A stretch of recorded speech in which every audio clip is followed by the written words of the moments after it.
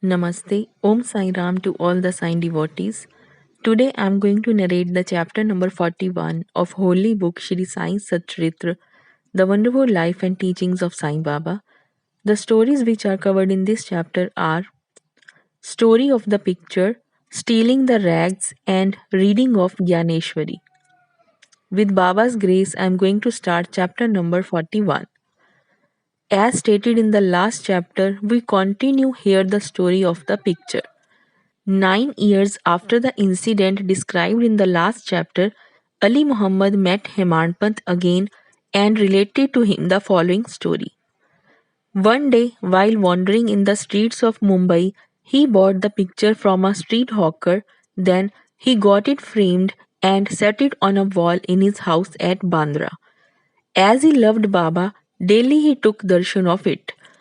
3 months before he gave the picture to Hemanpant, he was suffering from an abscess or swelling on his leg, for which an operation was performed, and he was convalescing in the house of his brother-in-law, Mr. Noor Muhammad Pir Bhai in Mumbai. For 3 months, his house in Bandra was closed and nobody was living there. Only the pictures of the Baba Abdul Rahman, Maulana Sahib Muhammad Hussain, Sai Baba, Baba Tajuddin, and a few other saints were there. The wheel of time did not even spare these. He was lying sick and was suffering in Mumbai. Why should the pictures suffer there in Bandra? All the pictures met their end, but how Sai Baba's picture escaped it, nobody had been able to explain to me up till now. It shows the all pervasiveness, omnipresence of Sai and his inscrutable power. The story goes like this. He had a small picture of Saint Baba Abdul Rahman from Muhammad Hussain many years ago. He gave it to his brother-in-law Noor Muhammad Pir Bhai, and it was lying on his table for 8 years.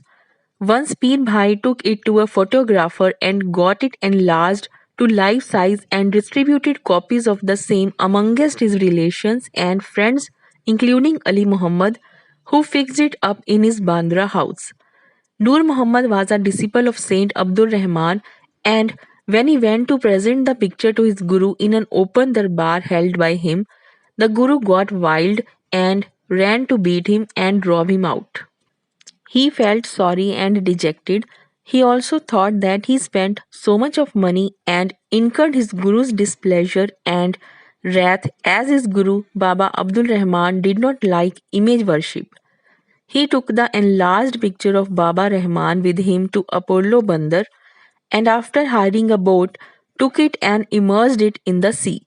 He requested the friends and relations to return their copies, and after getting them back, had them immersed in Bandra Sea. At this time, Ali Muhammad was in his brother in law's house. He was told by him that his suffering would come to an end if he would soon immerse the pictures of the other saints also in the sea. On hearing this, Ali Muhammad sent Mehta to his Bandra house and got all the pictures of the saints in the house to be thrown into the sea. When Ali Muhammad returned home after 2 months, he was surprised to find Sai Baba's picture on the wall as before. He did not understand how Mehta took away all the pictures except this. He immediately took it out and kept it in his cupboard, fearing that if his brother in law saw it, he would do away with it. While he was thinking how it should be disposed of and who would keep it with care, Sai Baba himself, as it were, suggested to him that he should see and consult Maulana Ismu Mujawar and abide by his opinion. He met the Maulana and told him everything. After much consultation, they both decided that the picture should be presented to Anna Sahib or Hemant and that he would protect it well. Then they both went to Hemant and presented him the picture in the nick of time. This story shows how Baba knew all past, present, and future, and how skillfully he pulled the wires and fulfilled desires of his devotees. The following story shows that Baba liked very much those who took real interest in spiritual matters and that he removed all their difficulties and made them happy. Stealing the rags and reading of Gyaneshwari. Mr. B.V. Dev, who was Mamlatdar of Dahanu, wished for a long time to read Gyaneshwari, the well-known Marathi commentary of the Bhagavad Gita by Gyaneshwar, along with other scriptures. He could read daily one chapter of the Bhagavad Gita, but when he took Gyaneshwari in hand, some difficulties cropped up and he was precluded from reading it. He took 3 months' leave, went to Shirdi, and thence to his home at Poud for rest. He could read other books there, but when he opened Gyaneshwari, some evil or stray thoughts came crowding up in his mind and stopped him in the effort. Try as much as he could, he was not able to read even a few lines of the book with ease. So he resolved in his mind that when Baba would create love for the book and would order him to read it, he would begin and not till then. Then, in the month of February 1914, he went with his family to Shirdi. Their joke asked him whether he reads Gyaneshwari daily. They replied that he was desirous of reading it, but he was not successful, and that only when Baba would order him to read it, he would commence. Jog then advised him to take a copy of the book and present it to Baba and start the reading after it was consecrated and returned by him. Dev replied that he did not want to resort to this device as Baba knows his heart. Would he not know his desire and satisfy it by giving him a clear order to read? Dev then saw Baba and offered 1 rupee as dakshina. Baba asked for rupees 20, which he gave. At night, he met one Balak Ram and inquired from him as to how he secured Baba's devotion and grace. Balak Ram told him that he would communicate everything next day after Aarti. When they went for darshan the next day, Baba asked for rupees 20, which he gave willingly. As the masjid was crowded, they went aside and sat in a corner. Baba asked him to come closer and sit with a calm mind, which Dev did. Then, after the noon aarti was over and the men dispersed, Dev saw Balak Ram again and asked him his previous experiences, what Baba told him, and how he was taught meditation. While Balak Ram was going to reply, Baba sent one Chandru, a leper devotee, to call Dev to him. When they went to Baba, the latter asked him with whom and what he was talking. He said that he was with Balakram and heard from him his fame. Then Baba asked again rupees 25 as dakshina, which Dev gladly gave. Then Baba took him inside and sitting near the post charged him, saying, "You stole away my rags without my knowledge."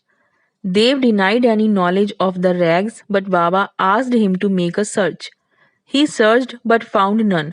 Then Baba got angry and said, "There is nobody here. You are the only thief. Grey haired and old, you came here for stealing." After this, Baba lost his temper, got terribly wild, gave all sorts of abuses and scoldings. Dev remained silent and apprehended that he might get a beating also. After about an hour or so, Baba asked him to go to the Vada. He returned to the Vada and told Jog and Balakram all that had happened. Then in the afternoon, Baba sent for all of them and said that his words might have pained the old man, but as he committed the theft, he took him to task. Then Baba asked again for rupees 12. Dev collected the amount, paid it, and prostrated himself before him. Then Baba said to him, "Go on reading the Pothi or Gyaneshwari daily. Go and sit in the Vada. Read regularly every day. And while reading, explain the portion read to all with love and devotion. I am sitting here ready to give you the whole gold embroidered Sheila. Then why go to others to steal rags? And why should you get into the habit of stealing?" Dev was much pleased to hear the words of Baba, for he directly asked him to start reading Gyaneshwari. He thought that he got what he wanted and that he could read the book with ease thenceforth. He again prostrated himself before Baba and said that he surrendered himself to him and that he should be treated as a child and be helped in his reading. He realized then what Baba meant by stealing the rags. What he asked Balakaram constituted the rags, and Baba did not like his behavior in this respect. As he was ready to answer all his questions, he did not like him to ask others and make unnecessary inquiries, and therefore he scolded him. Dev thought that he really did not scold him but thought that he was ready to fulfill his desires and there was no use asking others in vain. Dev took these scoldings as blessings and went home satisfied and contented. The matter did not end here. Baba did not stop with only issuing an order to read. Within a year, he went to Dev and inquired about his progress. On 2nd April 1914, on Thursday morning, Baba gave him a dream. He sat on the upper floor and asked him whether he understood the Pothi. No, answered Dev. Baba said, then when are you going to understand? Dev burst into tears and said, unless you show your grace, the reading is mere burden, and the understanding is still more difficult. Baba told, while reading, you make haste. Read it before me in my presence. Dev asked, what shall I read? Baba said, read Adhyatam or spiritualism. They went in to bring the book. When he opened his eyes, he was fully awakened. We leave the readers to imagine what ineffable joy and bliss they felt after this vision. Chapter number 41 is completed. Bo to Sri Sai, peace to be all.